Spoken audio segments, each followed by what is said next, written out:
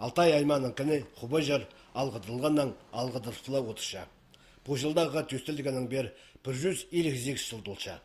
Пүйінгі күнда мұнда 11.800 азыра кізі жұтапша. Пер өкіші ағбын хремдағы қойбал ал. Хубажардағы ал шөбінде 40 азыра Харкас фамилиясын алчош еткен шон жұтапша. Қажанда бұл орында ағбын суқазында Таракановтар, Нарылковтар, Аткнинер база, Катажековтар ал жақтары тұрғандар. Амды аймақ көнінде илік алты орама база пері олақ. Пірлі орама Харкас аттығы. Ол Аткнинер орамазы. 8 жыл мұның алдында бұл орама әде адал барған. Үсткен жылда Нарылковтар шылызып, Хубажарның үлгілерін жер айланып сеткендер. На бұдыр түсеткен орында біре ораманы поротқа шарыдып, адап салаларға сорынғандар. Ал шөбінің депутаттары тоғыр болғандар. Иван Логинов, Хубажардағы ал шөбінің базы, ол орамына көзітші. Сағымында кізілер нала пүдірін сықтылар. Шон шақсы шүктерге қарасша, түшедаңмында ikkinchi Хубажар тұрыбыздар.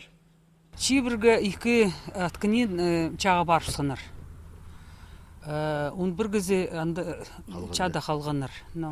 И саңшым, что еще род аткыненных тоже, еще қазақтарда болғанды, род аткынені, улус аткыненных мұнда болған. Алдағы алай городтағы орама болған кізінің ады берілбенже. Ол кізі саблық болзын, орындағы шүттасқа ұлы қозым еткен болзын. Аға қозы босқа шөрінерге керек. Сағым көпшерді на бұдырғылар баршалар. Алыр көрімі алысша.